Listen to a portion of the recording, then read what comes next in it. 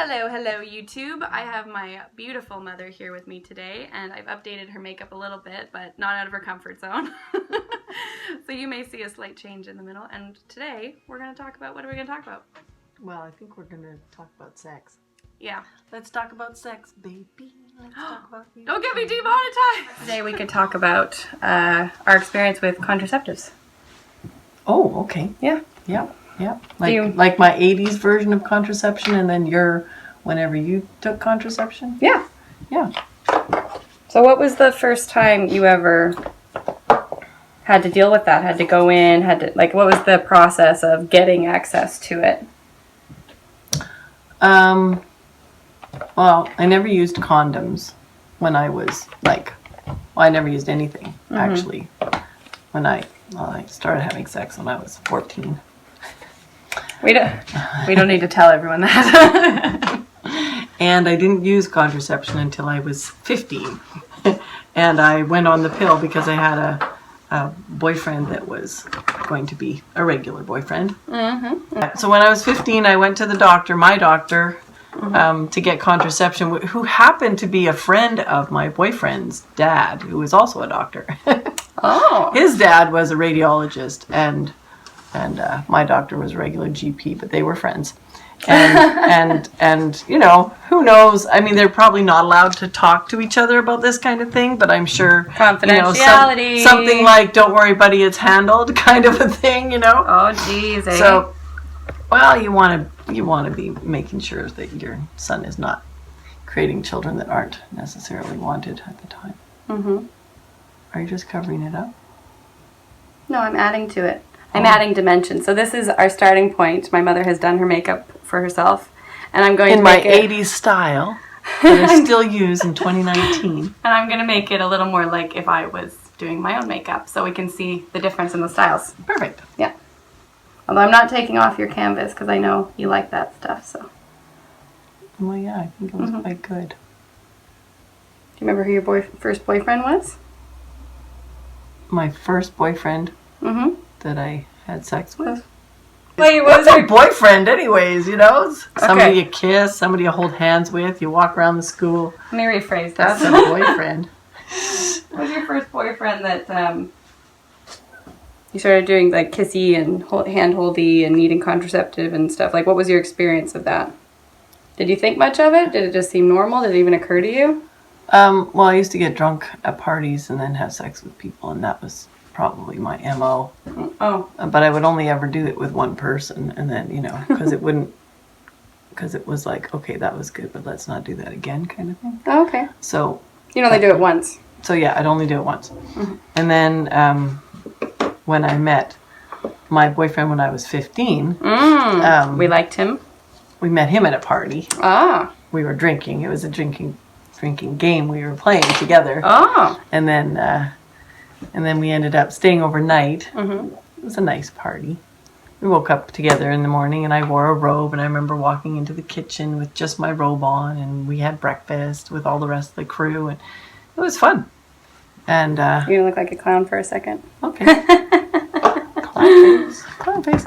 And so we had breakfast, and then I think I remember going to his house and having sex with him at his house, and then having like this epiphany, like, oh my God, I have not had sex twice with the same person for a very long time. I said, you know, so I thought to myself, well, I wonder if this is going to be a thing.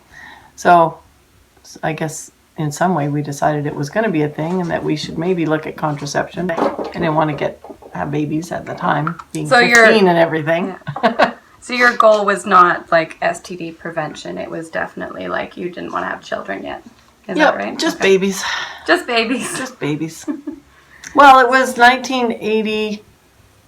So it was 1982. So the big, like the AIDS scare and everything didn't happen yet. Oh, okay. So. That was late 80s? That was 85, I think. Okay. Did that change your view of it? Were you more cautious after that, or was it even in your sphere? Not really. 1986, I got my next permanent boyfriend, who was your dad. And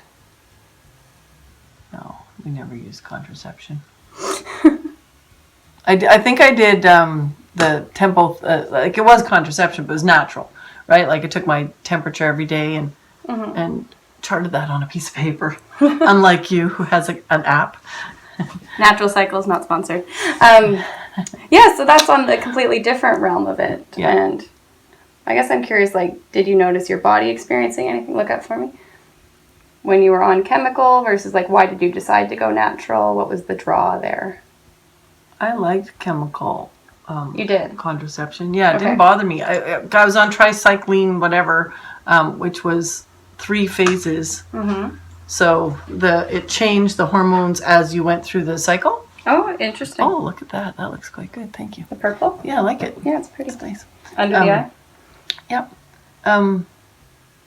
Yeah, and I remember we took it, I think, at 10 o'clock every day, so I was always in a certain class, and my girlfriends and I all took it together, and and so we would look at each other, pop our pill, and that was it. So that was, made you feel like you're part of a group and all that kind of peer pressure crap. Yeah.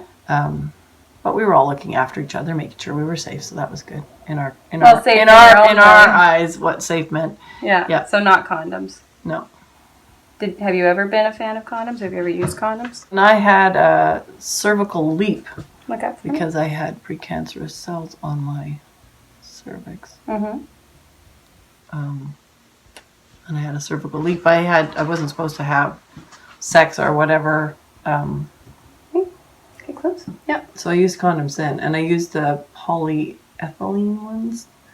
They were the Bear ones. Now Bear has changed their formulation, and now it's Not very nice. a little bit.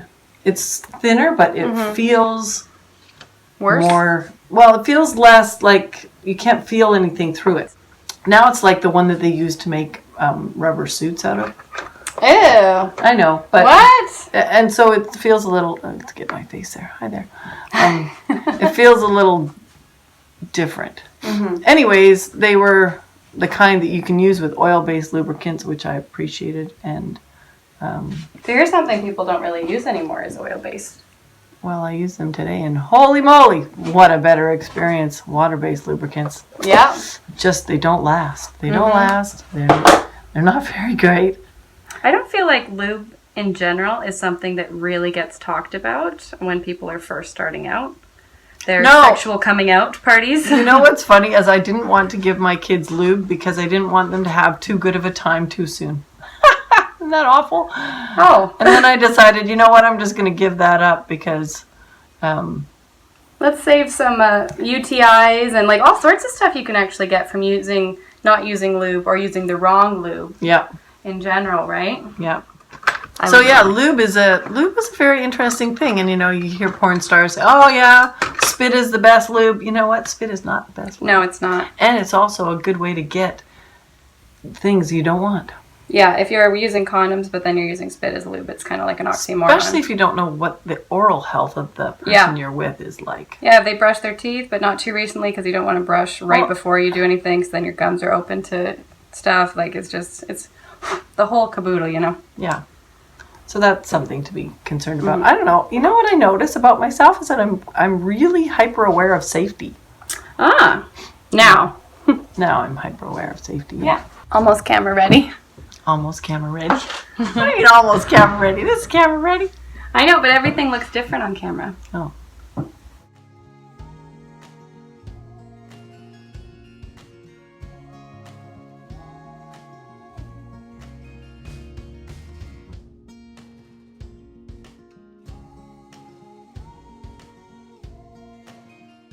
Is that mine, the one that Megan gave me? Yes.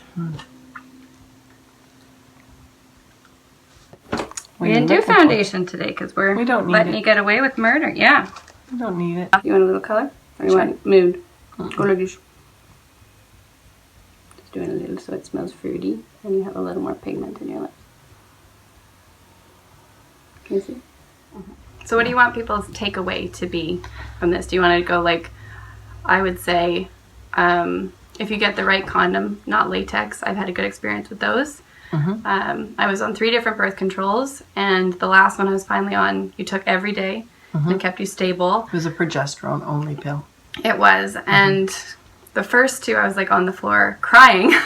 Yes. Because of, so that's why, and they make you take it for like 3 to 6 months or something to find out if it works for you, and it never worked for me. And then we stay on them for years, and I was totally depressed, and I had all these issues, and I had no idea they were connected to the pill. So, to each their own, and be cautious. And when I went off the pill. Yeah. And what was that like? That's a whole thing. That was different. That was different. So in 1986, I met your dad, and I wanted to get pregnant, and so I wanted to go off the pill, and you could do it whenever you wanted. 3 months, yeah, exactly, 3 months, and before you get pregnant, technically, because you're supposed to wait till all that stuff comes up. Anyways, what I noticed was I was easily able to quit smoking. Now, I did have the idea that I wanted to have a baby, so that might have been in my mind too, but not going to school and not being on the pill were 2 really good reasons to not smoke. Yes. And when I went to Gap and Options, which was a place where to teach some prenatal education to some young girls. And when I was standing in the school, the first thing I thought of was, wow, I'd really like a cigarette. Oh. So it was the environment. The environment of the school, and I think the hormones, like I wasn't on the pill that time, but I still felt like having a cigarette. But I didn't have to have one. Whereas when I was on the pill, I think I needed to have that cigarette. Mm. Yeah. But you're not supposed to smoke on the pill. No, you're not. Because of blood clots. Yes. So we're harming a lot of girls out there. So I think people think it's a magic pill and that it can solve all your problems. And it does help us have more control over family planning. But the side effects get pushed aside a lot. And your moods and planning your weekend, because my pills were like, you took them this and then on the Saturday you'd get or whatever, right? So it was always countable. You had your period. You knew when it was coming. You knew what was happening. Like with the chaos of being a teenager, I think being on the pill was useful for me. Okay. So whether I was having sex or not, I think it would have been helpful for me. Yeah. I think my hormones were so out of control that the first one I went on, I actually could think again. Like I was like, oh, I took a breath in. Yeah, so our it did kind of interrupt different. it. But our experience was different. Yeah. And as I got older, I think it became less helpful. But I definitely think when I was a teenager, it like mellowed me out in a way that I needed. Well, and you had that thing where you scratched your arm and all those red. I had a reaction to one of them. Yeah. Yeah, Diane. I had an allergic reaction. Yeah. And your doctor looked at it and went, oh, you should not be taking it. No, you're not allowed on that one anymore. Yeah. I also did Yaz, which there's some lawsuits against now. And Yasmin. Get in on that one. Well, yeah, some pretty scary stuff. So, I mean, do your research and talk to your doctor and ask questions because they don't know you better than you know you a lot of the time. I could tell you what other things came up when I was looking at contraception when I was a teenager. There was this thing called the sponge. And the sponge was not available in Canada, but we did have some friends that went to the United States. And so they brought some sponges back for us. Oh. Now, sounds kind of like a bacterial infection waiting to happen to me. No, it was a one-time use. It was a one-time use sponge. Oh, okay. It was kind of like a condom, but for girls. This was the idea, and it had spermicide in the sponge. So, how effective was it? Well, dude, I don't know. I never took it out of the package because I wasn't having sex right then. Yeah. But, we were looking at like, should we use a diaphragm? Would that be better? Oh, like, diaphragm, very Sex in the Cities. Yeah. So that's old that school. was a thing, which I also never used. So I didn't like screwing around with my anything. And for me, getting into the sexual mood was interesting, and so I didn't want to disinterest. I didn't want to change focus to wait a second, I have to deal with this. So that's why the pill was useful for me, and also taking my temperature. Although I got pregnant with that method, because but you knew it was a bad day to do it. Well, my husband came home with some nice movies, and we watched those nice movies and had some nice playtime, and so there was a nice baby that came after that. Not me. Not you. No. We won't talk about him. No. Yes. You were the wanted one. I tried. So I do kind of find this generationally, the focus has gone from don't get me pregnant. That's right. To don't give me a disease, thanks. Yeah. Which I had it. I got a disease. Do you want to talk about this? Yeah, sure. I don't mind talking about it. Okay, for one, let me finish my statement. Okay, sorry. Let's go. You go ahead. I'm forgetting where it was. It's because it's trying to be educational and be like, yeah, so the focus has definitely changed, even though that has always been prevalent. Like, you've always been able to get venereal diseases. And, yeah, I'm sure I had more to it. I don't know how I got my venereal disease. I assume I know who I got it from, but I'm not entirely sure. How would you, yeah, I think that happens to so many people. It's like not getting tested. When I don't think we have the come easiest up, like access. it could be 3 or 4 people down the road. Uh-huh. Although you're only supposed to have sex with one person in your whole life. No, that's garbage. That's kind of garbage. I think that's garbage. That's one idea. It's one safe how way of sex doing would it. look You like. have nice coloring around here. Maybe. Do you want bronzer? Yeah, maybe I would like. I didn't want to make you too uncomfortable. What I got was chlamydia, and chlamydia has symptoms for the female and not for the male. Mm-hmm. And so I had a good doctor, and they decided to treat your dad and me at the same time, even though I didn't get it from your dad. Mm-hmm. Or maybe I did. I don't even know. How would you know? I don't know. Yeah. I thought I might have had it and given it to him or whatever, but Could be. it could be he had it already. Who knows? Anyways, we both got treated for it, and chlamydia is treatable, thankfully, so that was good. And But gonorrhea is not anymore. Gonorrhea is not treatable? No. Really? Yeah. Because the abuse of antibiotics. Well, I wonder if homeopathically that is true. I beg to differ. Well, there's antibiotic resistant gonorrhea out there, and you Yes. can also get it in your mouth and all sorts of stuff. Not that this is scary. It's not a scare tactic. Just, be cautious. Yeah. Yeah. Yeah. Because yours, so you treated it and then you got over it, and it, would you even say that was really a big deal then? No. Yeah. It didn't affect your fertility because No. you caught it in time. Yeah. Didn't affect your relationship, or did it? No. No?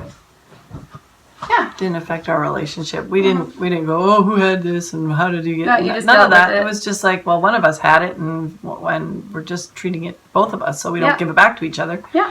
It was kind of like a. Well, do you need it up here if you're not going to see it? Well, we'll do it anyway. We're doing A it. little We're bit. doing her up. Funny. Doing her up. There we go. I didn't do foundation on you because you don't like too much on your face. That's okay. But Some bronzer makes me look like I've been in the sun. yeah, this one's nice. This is 100% pure cocoa gem. I just wanted to hear your experience and what recommendations you might have for the next generation. Oh, I don't have any recommendations for the next generation. Here's the thing. Energetically, I think sex is important. It's important for you to connect with another human being, whether it's just touch or but skin on skin is really important. And so all of these protective measures of let's use a rubber dam and all this kind of stuff is a block between connecting body to body. And see, I think why bother? Why bother? Okay, well, Why bother having that's sex a hard if thing. you're not connecting No, body to it's body? a hard thing to put out there because people are kind of doing the free love, and they're having sex with people they just met. Yeah, that's And a bad idea. The communication is lacking. You know how you said you don't want to interrupt and do something. Yeah. I don't know if I would even consider it an interruption. You got to say, "Are you okay to do this?" And you open a condom together, and that's kind of part of the consent, I would think. Interesting. Yeah. Yeah. A lot of stuff going on out there. A lot of people not knowing what they have. Yeah. So, Well, as a girl, I didn't ever relate to my body like it was mine. right. Well, we weren't taught to. I related to my body like, well, my boyfriend will deal with that, and he'll tell me if anything's wrong, and then I'll fix it. That's basically what it was. Yeah. Yeah, it wasn't until you were born, which was my second child, 5 years after my first child. So you were like an adult and a mother, and was you an still were adult and a mother. uncomfortable with that part of your body? No, or- it wasn't uncomfortable. It just wasn't mine. It wasn't mine to worry about. It wasn't mine to deal with. Okay. Somebody else can deal with that. I also broke my neck when I was 16, so I have different sensations or feelings. Like I can feel certain things on one side and certain things on the other side. I think girls have that favorite side of their vulva that they like to be touched. Like all I girls, don't all even girls know. do. Maybe. But I have not just a preference. It's like, oh, well, this one works a little better than that side. So it's kind of like Yeah, that. and it's like your left hand. She used to always lose my wood bugs. Yeah, because I can't feel anything. If I'm not looking at it, then it could, I'd drop pieces of paper or things fall out of my hand. I don't know. It's for looks. See how pretty this is? Nail polish on today. Okay. So it's not as structured of a conversation as I thought it might be. But, some thoughts and feelings. So did you think this was going to be a structured conversation with me? No. Doesn't happen in this house. Okay, well, thank you so much for watching. I hope you got some insights into your life, if not just our lives. And until next time, keep smiling. Bye!